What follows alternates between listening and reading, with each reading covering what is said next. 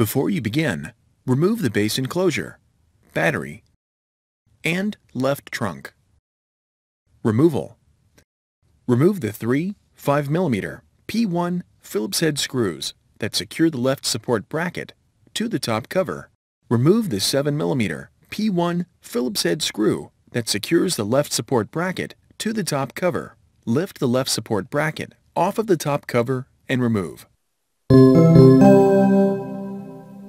Replacement. Place the left support bracket into position on the top cover.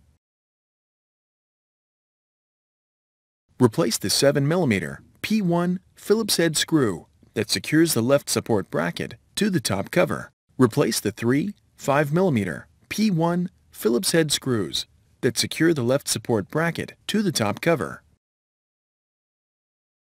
Thanks for watching. Please click subscribe for more videos and weekly updates.